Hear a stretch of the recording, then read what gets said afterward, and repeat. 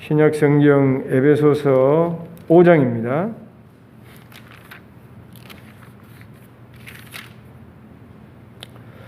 에베소서 5장 22절 말씀부터 6장 4절 말씀까지 봅니다.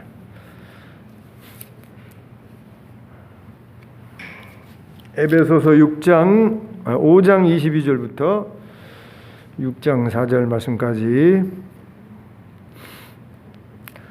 찾으신 줄 알고 봉독합니다. 아내들이여 자기 남편에게 복종하기를 주께 하듯 하라.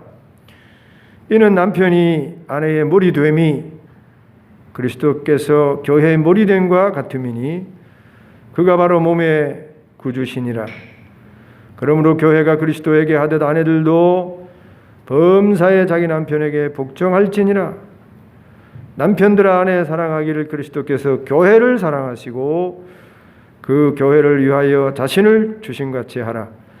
이는 곧 물로 씻어 말씀으로 깨끗하게 하사 거룩하게 하시고 자기 앞에 영광스러운 교회로 세우사 티나 주름 잡힌 것이나 이런 것들이 없이 거룩하고 흠이 없게 하려 하심이라. 이와 같이 남편들도 자기 아내 사랑하기를 자기 자신과 같이 할지니 자기 아내를 사랑하는 자는 자기를 사랑하는 것이라. 누구든지 언제나 자기 육체를 미워하지 않고 오직 양육하여 보호하기를 그리스도께서 교회에게 함과 같이 하나니 우리는 그 몸의 지체임이라. 그러므로 사람이 부모를 떠나 그의 아내와 합하여 그 둘이 한 육체가 될지니 이 비밀이 크도다. 나는 그리스도와 교회에 대하여 말하노라. 그러나 너희는 각각 자기의 아내 사랑하기를 자신같이 하고 아내도 자기 남편을 존경하라. 자녀들아 주 안에서 너희 부모에게 순종하라. 이것이 옳으니라. 내 아버지와 어머니를 공경하라.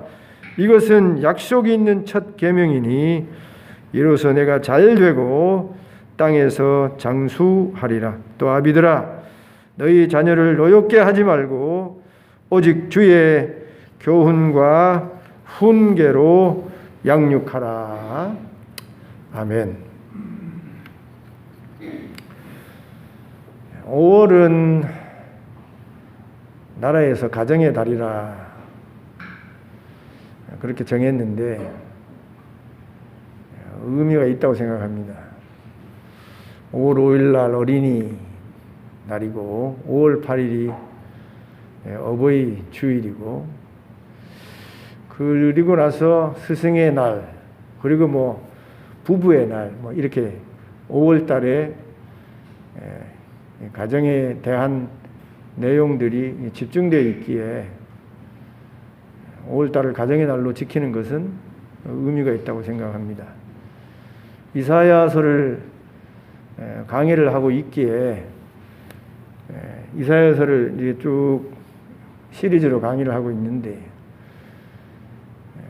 그래도 가정의 달 부모를 공경하라는 말씀만 전하는 것은 아쉬운 점이 있어서 가정의 달이 지나가기 전에 포괄적으로 다시 한번 하나님 우리에게 주신 가정이 얼마나 귀하고 아름답고 복된 가정인지를 생각해보고 또 그 가정을 더 복되고 아름다운 가정으로 만드는 일에 우리 성도들이 노력해야 하기에 오늘 이사야 강해를 좀 미루고 여기 에베소서를 봅니다. 이 세상에 우리를 기쁘게 하고 행복하게 하는 많은 일들이 있습니다. 그런데 그 많고 행복하게 하는 일들 가운데 가장 행복하게 하고 기쁘게 하는 일이 무엇일까요? 사람마다 다르겠습니다.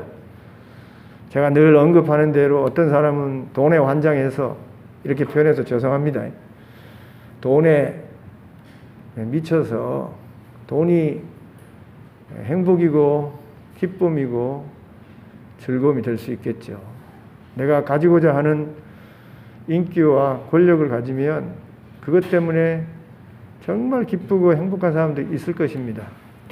그런데 여러분, 그 돈과 명예와 권력을 다른 사람들이 부러워할 정도로 가지고 있고 그것 때문에 본인이 아무리 마음에 행복하고 기쁜 그런 마음이 있다고 하더라도 가정이 콩가루 집안이면, 가정에서 행복과 기쁨을 얻을 수 없다면, 가정이 사분 오열되어서 말이에요, 가정이 지옥 같다고 한다면 그 많은 돈과 명예와 권력이 무슨 소용이 있겠습니까?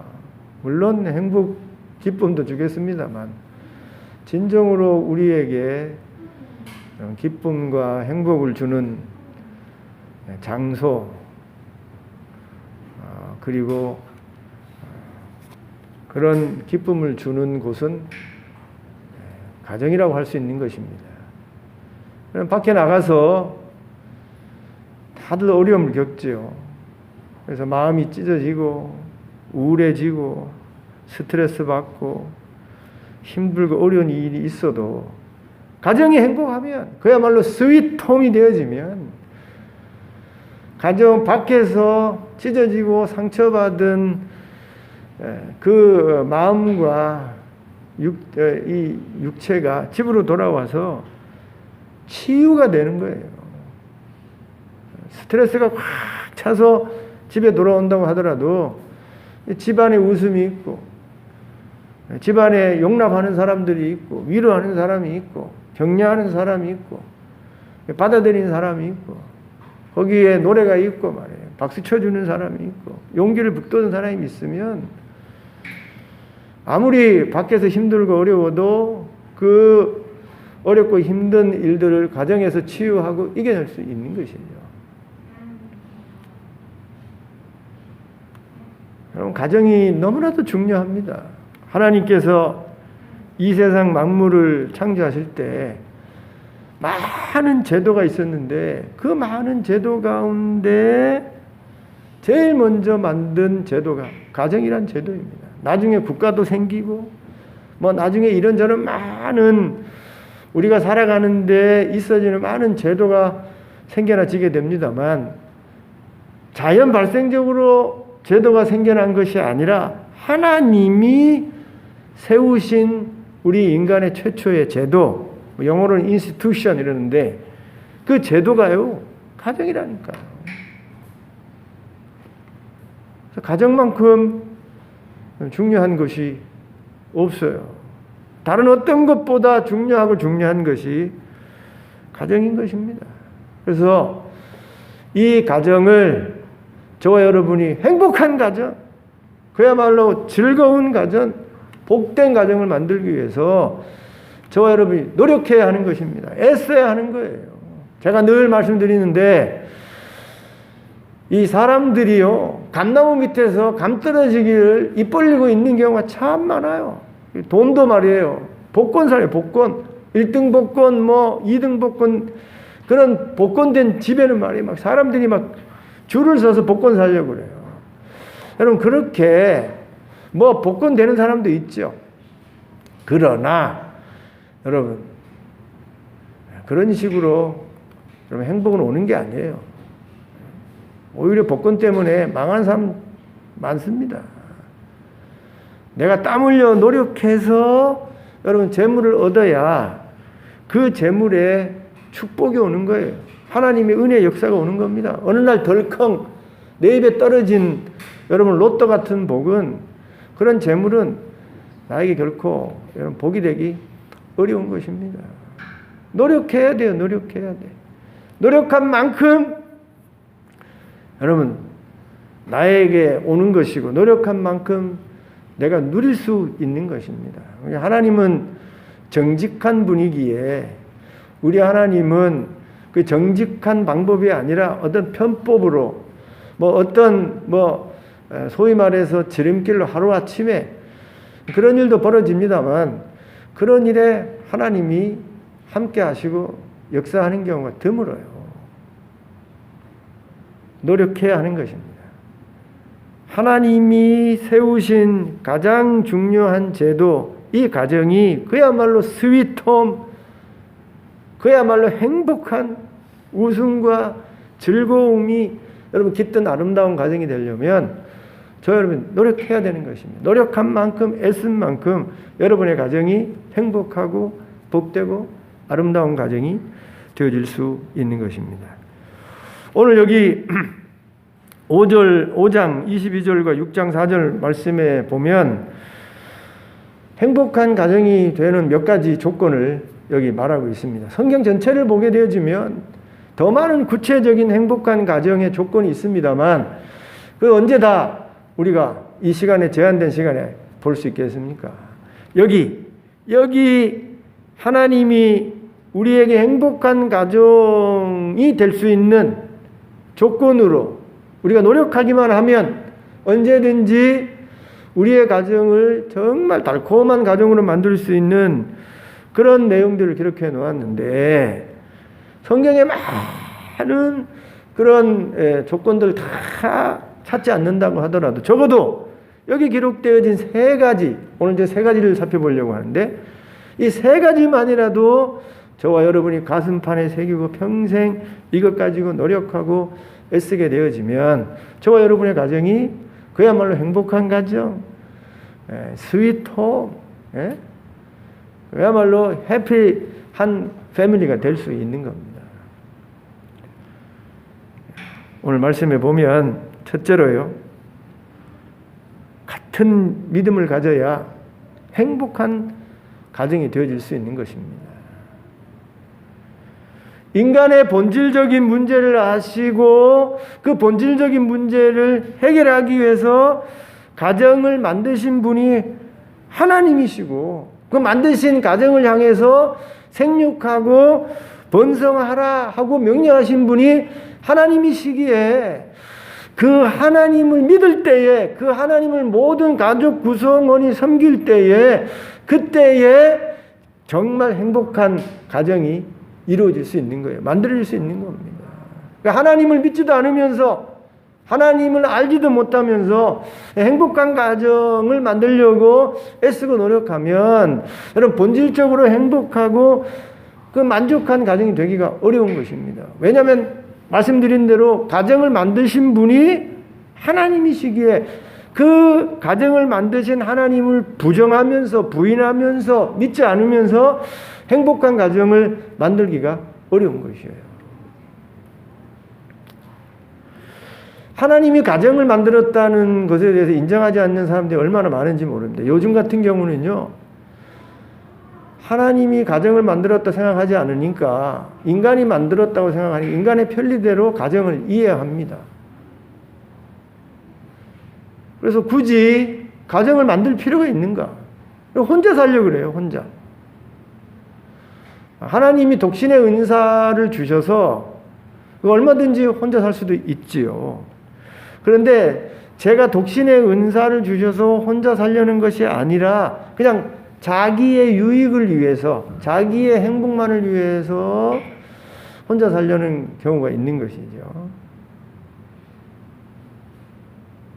이렇게 되어지면 가정을 통해서 주시는 하나님의 행복한 삶을 누리기가 어려운 것입니다. 또 가정을 이상하게 만들어요. 남자와 남자끼리 가정을 만듭니다. 여자와 여자끼리 가정을 만들어요. 하나님은 그런 가정을 만든 적이 없어요.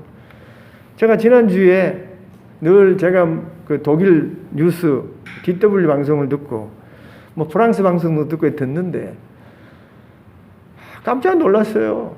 천주교 사제인데 30몇 년을 천주교 사제로 봉사하던 이 사제가 동성애 하는 사람들에 대해서 너무 애정을 갖고 있는 것이면 너무 큰 관심을 가져가지고 자기가 동성애를 받아들이는 사제가 되어지고 동성애자를 섬기는 사제가 되어진 것입니다.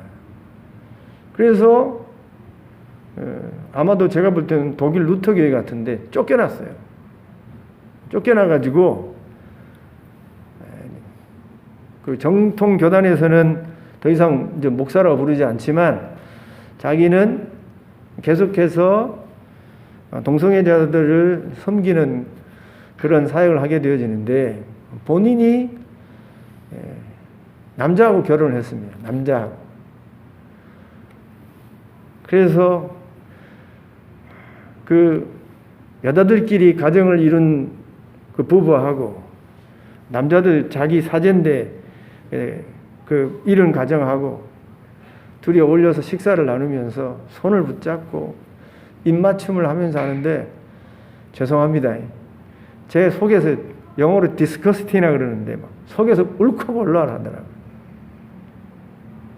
요즘 여러분 가정이 그래요. 하나님이 가정을 만들었다고 생각하지 아니하고 그냥 자연 발생적으로 진화론적인 입장에서는 편리해서 가정을 만들었기 때문에 굳이 뭐 여자와 남자가 가정을 이룰 필요가 있는가? 남자와 남자도 만들 수 있고 여자와 여자끼리도 가정을 만들 수 있고 가정을 안 만들 수도 있고 그렇게 생각을 하는 것이죠. 그런 가정이 행복한 가정이 될 수 있겠습니까? 하나님을 부정하는데 하나님이 만든 가정을 부정하는데 그 가정이 계속해서 행복해지기는 어려운 것입니다. 우리 모두가 정말 행복한 가정을 누리고 맛보려고 하면 가족 구성원 모두가 할 수만 있으면 하나님을 섬기고 믿을 때 그때 행복한 가정이 되어질 수 있는 것입니다.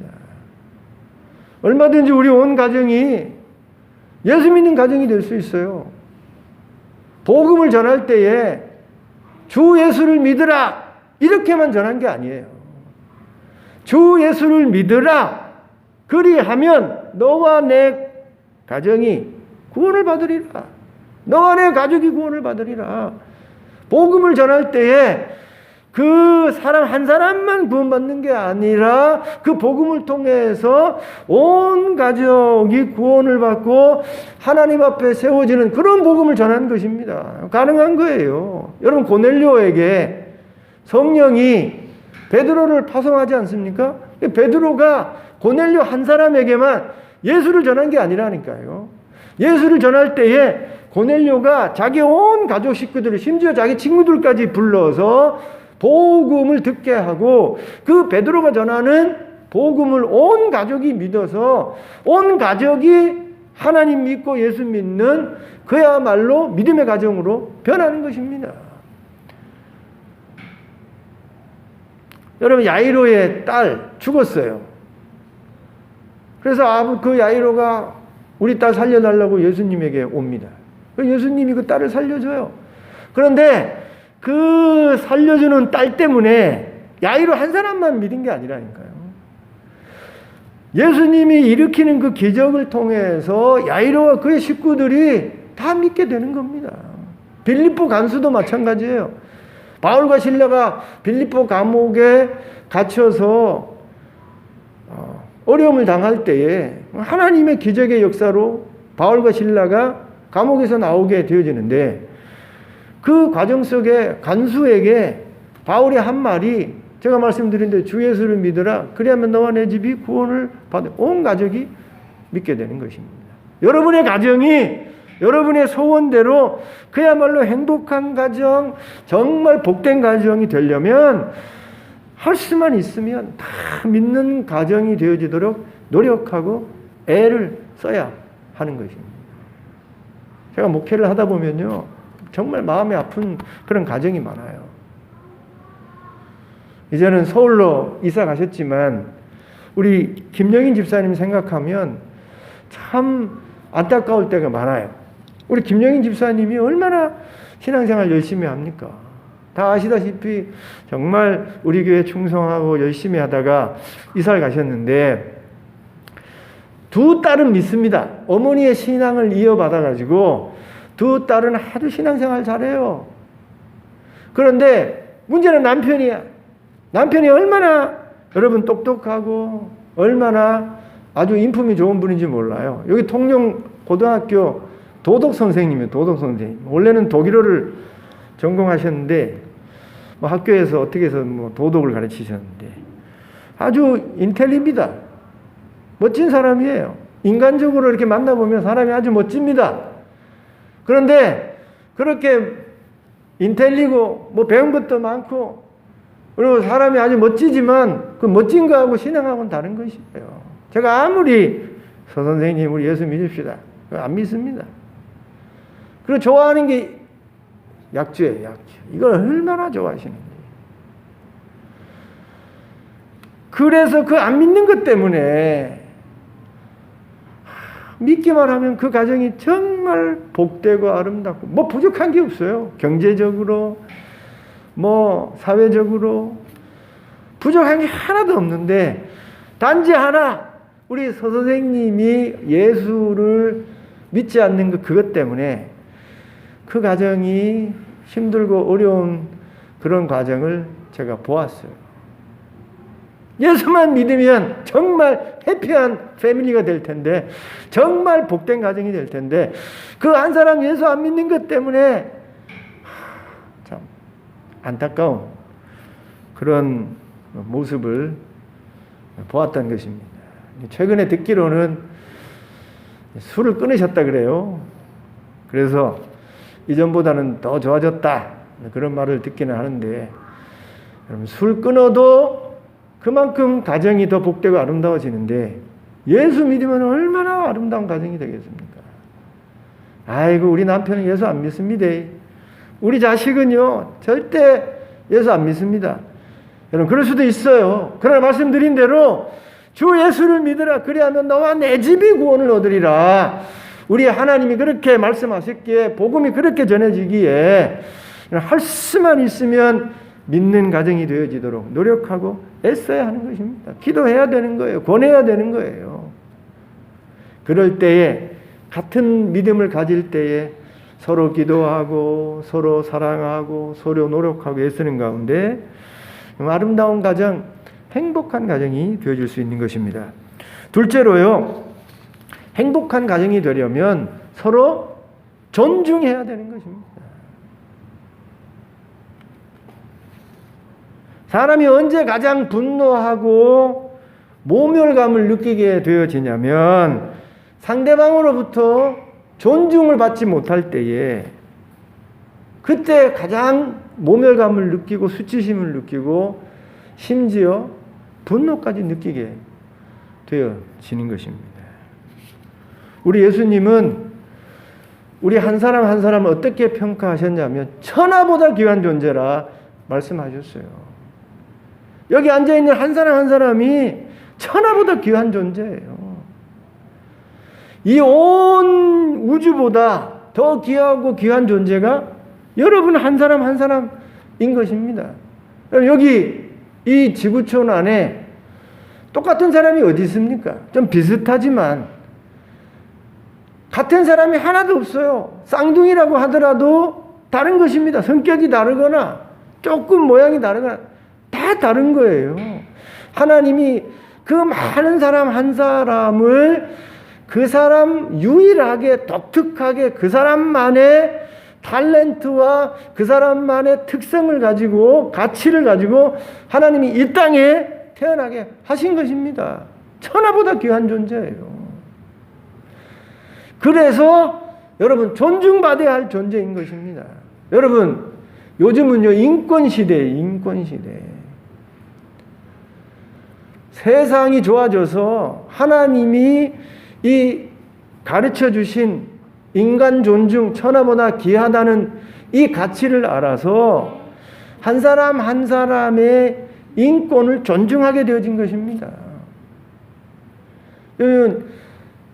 존중받을 때에 우리 모두가요 그때에 기쁘게 되는 거예요. 그때의 행복감을 느끼게 되는 것입니다. 근데 나 스스로 나에 대해서 존중하지 못하거나 내가 다른 사람을 존중하지 않게 되어지면 그 존중받지 못한 일을 통해서 내 스스로 문제가 생기는 거예요. 다른 사람에게 문제를 끼치게 되어지는 것입니다. 여러분 스스로 존중하셔야 돼요. 어떤 사람은요 참 안타까운 일이지만 우리나라 탤런트 중에 자살한 박지선이라고 있어요. 이름이 맞는지 모르겠는데. 박지선이라고요. 서울대학교 나왔습니다. 우리나라 최고 학부 나온 사람이에요. 최고 학부로 나온 어디 가서 자랑할 만한 그러한 머리를 가지고 있고 똑똑한 여자인데 개그우먼입니다. 아주 잘 웃겨요. 많은 사람을 행복하게 웃게 해줍니다. 근데 문제가 어디 있어요? 얼굴이에요. 얼굴. 얼굴이 좀 못났어요. 키가 작고 얼굴이 좀 못났어요. 여러분 스스로를 존중할 줄 알아야 돼요. 내가 비록 키가 작고 내가 좀 못났다고 하더라도 말씀드린 대로 천하보다 귀한 존재예요. 하나님이 가치 있어서 귀하게 여기서 이 땅에 태어나게 하신 것입니다.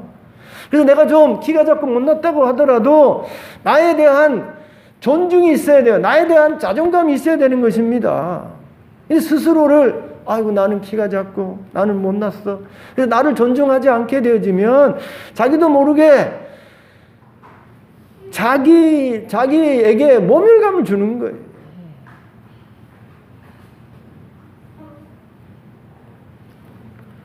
자기를 존중하지 않고 자기의 장점을 바라보지 아니하고 자기의 아름다움을 보지 아니하고 그 작고 못난 얼굴만 보고 그리고 그러다가 자살하지 않았습니까? 자기를 존중했다고 한다면 천하보다 귀한 존재라. 나하고 똑같은 사람, 이 세상에 한 사람도 없다. 나는 정말 유일하고 똑똑한 사람이다. 이런 진리의 말씀을 알고 스스로 존중했다고 한다면 그런 불행한 일을 겪지 않았을 것 아닙니까? 근데 자기 스스로 존중하지 않았기에 그런 어려움을 겪게 되어지는 것이. 여러분 스스로에 대해서 프라이드를 가져야 돼요. 다 이렇게 우울하게 이렇게 다 있는 사람은요, 자기를 존중하지 않는 거예요. 그런데 이렇게 자기를 존중하지 않을 때도 이런 불행이, 이런 어려움이 개인에게 오는데, 여러분 상대방을 존중하지 않아요. 상대방을 무시합니다. 심지어 모욕까지 합니다. 그러면 그 사람으로 받은 모욕감, 그 사람으로 받은 무시당한 것 때문에 얼마나 여러분 기분이 나쁘고, 그게 그 상처가 평생 갈 수도 있는 거예요. 여기 오늘 말씀에 남편에게 복종하라. 22절에 자기 남편에게 복종하라. 남편은 아내를 사랑하라. 자기 몸같이 사랑하라. 여기 6장 1절에 자녀들아 부모에게 순종해라. 그리고 아비들아 자녀들을 노엽게 하지 마라. 이 모든 말씀은요, 다른 말로 바꾸면 존중하라는 거예요. 아내가 남편을 존중해야 하는 것입니다. 귀한 존재로 여겨야 되는 거예요. 그래야 그 존중하는 마음에서 남편에게 복종할 수 있는 것입니다. 존중하는 마음이 없는데 남편을 무시하는데, 죄송합니다, 남편을 발가락 떼처럼 여기는데 어떻게 복종하겠어요? 남편을 존중해서 하나님이 세우신 머리로 생각해서 남편의 귀함을 알고 존중하게 되어지면 여러분 어떠하든지 복종하게 되는 거예요. 아내를 존중하면 자기 몸같이 사랑하게 되는 것입니다. 아내를 하녀같이 여기는데, 아내를 몸종같이 여기는데 그렇게 무시하고 존중하지 않는데 어떻게 자기 몸처럼 사랑할 수 있겠습니까? 부모를요 존중하지 않아요. 특별히 나이가 들면 부모들이 정신도 없고 힘도 없고 뭐 병도 많고 횡설수설하게 되어지면 자식들이 얼마나 부모를 무시합니까? 아버지, 어머니 막 이래가지고 말이에요. 젊었을 때는 꼼짝 못하다가 이제 나이 들어가지고 부모가 다 힘이 없고 정신이 없으면요, 그냥 자식들이 그냥 뭐 아이들처럼 말이에요, 하찮은 존재처럼 대할 때가 많은 것입니다. 그때 상처를 받는 거예요, 부모들이. 그런데 그럼에도 불구하고 부모의 귀함을 알아서 존중하게 되어지면, 존중하는 마음을 가지게 되면 그때라도 공경하는 거예요. 부모에 대한 존중의 마음이 없으니 공경하지 않는 것입니다.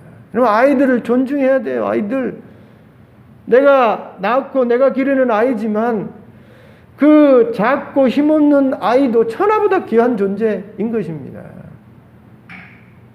그 인격을 존중해야 되는 거예요. 함부로 말하고 함부로 상처 주고 함부로 다루어서는 안 되는 존재인 것입니다. 언젠가 이 세상을 다스리고 이 세상을 리더할 귀한 지도자가 될 수도 있는 아이들이에요. 그런 아이들을 존중히 여겨야 되는데 함부로 대하고 함부로 말하고 상처 주고 말이에요. 그래서 그 상처가 평생을 가는 거예요. 평생을. 여기 아이들을, 너희 자녀들을 노엽게 하지 말고 다른 말로 바꾸면 존중하라는 겁니다. 이렇게 가정 모든 구성원들이 서로 서로에 대해서 그 가치를 알아서 그 위치를 알아서 서로 존중해 되어지게 되면 아내가 남편을 존중해서 복종하고 남편이 아내를 존중해서 자기 몸처럼 사랑하고 부모를 존중해서 죽을 때까지 공경하고 자녀가 내 소유물이 아니라 귀하고 귀한 존재이고 하나님이 나에게 주신 복인 줄 알아서 하나님이 나에게 준 선물인 줄 알아서 귀하게 다루면서 아이들을 존중해 줄 때에 그때 상처 없이 여러분 정말 행복한 가정이 되어질 수 있는 것입니다. 여러분이 존중하지 않고 무시해서 툭 던진 한마디 남편에 대한 말이 남편이요 이혼하고 싶은 거예요. 여러분이 함부로 대한 그 행위 때문에 아내가 말이에요 정말 갈라서고 싶다니까요. 여러분이 그냥 무시해서 아이들 함부로 한 그 말 때문에 애들이 집을 나가버린다니까요. 존중하셔야 돼요. 서로 존중할 때 그때에 그 존중하는 그 가정에서 용기를 얻고 위로를 받고 상처가 치유되어지고 그래서 행복한 그런 가정이 되어질 수 있는 것입니다. 밖에서는 아이고 회장님, 밖에서는 말이에요 사장님, 뭐 과장님 해서 다 존중을 받는데 집에만 들어오면 막 완전히 무시를 당해요. 그러면 그 집에 들어오고 싶겠습니까? 존중받는 가정이 되어질 때에 모든 가정 구성원들이 여러분 거기서 행복을 느끼고 위로를 받고 힘을 얻을 수 있는 것입니다. 여러분 존중받도록 노력하셔야 돼요. 말씀드린 대로 감나무 아래 입 벌리고 있으면 존중해 주는 게 아닙니다. 존중해 주는 노력을 해야 돼요. 남편이는 아내로부터 존중받을 행동을 해야 되지요. 아내를 사랑하고 말도 조심하게 하고 말이에요. 남편이 막 술 먹고 말이에요. 식구들이 싫어하는 그런 모든 일을 하면서 존중받기를 바라면 존중할 수가 없는 것이죠. 아내가 사치하면서 자식으로부터 남편으로부터 존중받을 짓을 하나도 하지 않아요. 그러면서 어떻게 존중을 받겠습니까? 존중받지 못할 요소들이 우리에게 다 있지만 그런 존중받지 못할 것들을 자꾸 내버리고 고치면서 여러분 우리 스스로 존중받을 노력을 하고 또 존중하는 그런 일을 노력할 때에 그때 행복한 가정이 되어질 수 있는 것입니다. 세 번째로요. 가르치고 배워야 하는 것입니다. 행복한 가정이 되려면 반드시 가르치고 배우는 일이 있어야 하는 것입니다. 여러분 가르치고 배우는 일에 제외될 사람이 한 사람도 없어요. 다 가르쳐야 되고 다 가르침을 받아야 하는 것입니다. 여기 이렇게 말하는 목사도 목사라고 해서 가르치기만 하고 배우지 않아서는 안 되는 것입니다. 가르치는 자도 배워야 되는 거예요. 스스로를 가르치고 겸손해서 다른 사람들로부터 배움을 받아야 되고 온 가족이 여러분 서로 가르치고 서로 배우려고 할 때에 그때 행복한 가정이 되어질 수 있는 것입니다. 여러분 가르치지 않으려고 하고 배우려고 하지 않을 때 발전이 없는 것이에요. 변화가 없는 것입니다. 그러나 끊임없이 가르치고 끊임없이 배우려고 하는 그런 가정 속에는 그 가정이 더 복된 가정, 행복한 가정으로 성장하고 발전하고 이제 누리게 되어지는 것입니다. 잠언 22장 6절에 보면 마땅히 행할 길을 아이에게 가르치라. 그리하면 늙어도 그것을 떠나지 아니하리라. 여러분, 아이에게 그걸 가르쳐야 돼요. 한 가족의 구성원으로서 그 가정을 행복하게 만드는 아이로 성장하고 자라게 하기 위해서 부모가 가르쳐야 되는 것입니다. 하나님을 믿게 해야 돼요. 하나님을 알게 하는 일을 해야 되는 것입니다. 그래야 행복한 가정을 만들 수 있는 구성원이 되는 거예요. 그런데 부모가 아이를 가르치지 않습니다. 하나님을 가르쳐 주지 않아요. 그러면 그 아이들이 그대로 자라서 행복한 가정을 만드는 구성원이 되어지느냐? 안 그렇다는 것입니다. 행복한 가정을 만들려면 나에게 주신 이 귀한 선물들을 하나님의 말씀으로 행복한 가정의 구성원이 되도록 존중하는 아이가 되도록 가르치고 지도하는 어렸을 때부터 계속해야 하는 것입니다.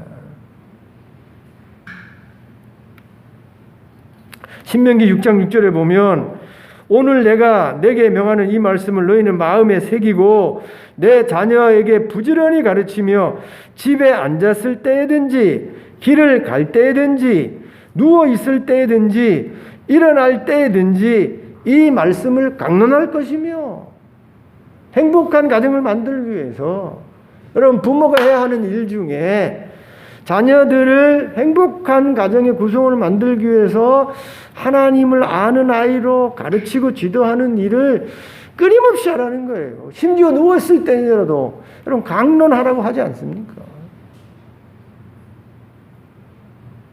끊임없이 가르쳐야 됩니다.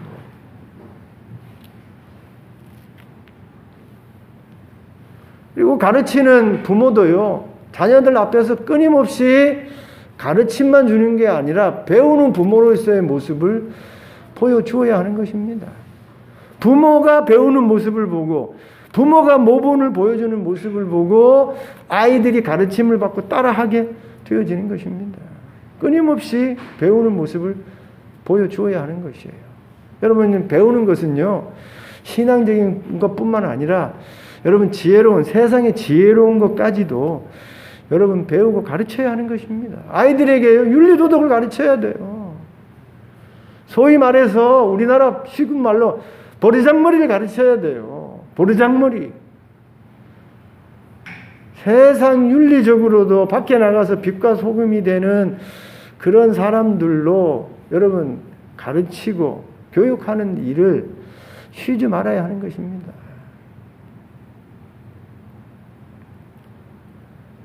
오늘 여기 그렇게 되어 있잖아요. 또 아비들아 4절 6장 4절에 또 아비들아 너의 자녀를 노엽게 하지 말고 존중만 하지 말고 오직 주의 교훈과 훈계로 양육하라.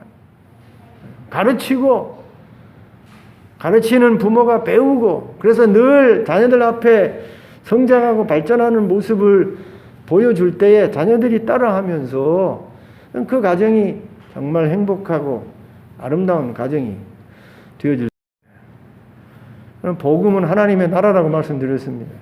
하나님의 나라, 하나님이 왕과 주인이 되어서 우리 가정을 다스려 주심으로 죽어서 하나님의 나라에 들어가기 전에 이 땅에서부터 여러분 하나님의 나라 천국을 맛보고 즐기는 게 하나님의 나라인데 하나님은 그 하나님의 나라를 우리 모든 성도가 가정 안에서 누리기를 원해요. 가정 안에 죽기 전에 이미 이곳에서부터 천국을 누리면서 그야말로 행복한 가정을 누리며 살기를 원하시는 것입니다. 그렇게 되려면 모든 가족 구성원이 주 예수를 믿으라 그리하면 너와 내 집이 구원을 얻으리라. 믿는 일에 여러분 노력해야 되는 것입니다. 믿게 하는 일에 노력해야 되는 거예요. 부모가 믿지 않으면 자식이 노력하고 자식이 믿지 않으면 부모가 노력해서 온 가족이 할 수만 있으면 다 믿는 가정으로 만들려고 노력을 해야 되는 것입니다. 안 되면 최소한 교회 그 분위기에 반대하지 않는 정도로까지만 만들어야 돼요. 그래야 행복한 가정이 될 수 있는 것입니다. 두 번째로는요, 존중해야 돼요. 존중. 서로 무시당하면서, 서로 무시하면서 절대로 행복한 가정이 되어질 수 없는 것입니다. 행복한 가정이 되려고 그러면 존중해야 돼요. 우리 예수님이 대접받으려고는 먼저 대접해라. 대접하셔야 돼요. 존중해야 돼요. 옆에 있는 분들 한번 보십시오. 존중합시다. 네? 존중합시다. 한번 해봅시다. 존중합시다. 존중하셔야 돼. 존중하셔야 돼. 존중하지 않아서요, 가정이 진짜 불행한 가정이 된다니까요. 마지막으로 이런 일을 가르쳐야 되는 겁니다. 하나님을 가르치고 천국을 가르치고 하나님 믿는 일을 가르치고 하나님 말씀을 가르치고 가정에 대해서 가르치고 행복한 가정이 무엇인지 가르쳐야 되는 겁니다. 그리고 배우셔야 돼요. 끝까지 배워야 돼요. 죽을 때까지 배우셔야 돼요. 배우는 만큼, 노력하는 만큼, 애쓴 만큼 진도가 있고 성장이 있고 발전이 있고 그만큼 행복하게 되는 거예요. 아무것도 노력하지 않으면서, 믿게 하는 일도 노력하지 않으면서, 존중하는 일도 노력하지 않으면서 행복한 가정만 원한다고 행복한 가정이 절대로 이루어지지 않는 것입니다. 여러분의 가정이 그야말로 행복한 가정, 스위트홈이 되기를 주님의 이름으로 축원합니다. 이거 세 가지 해야 된다니까요. 이 세 가지. 믿는 일, 존중하는 일, 그리고 가르치고 배우는 일을 힘쓰고 노력하는 가운데 여러분의 가정이 정말로 행복한 가정이 되기를 주님의 이름으로 축원드립니다.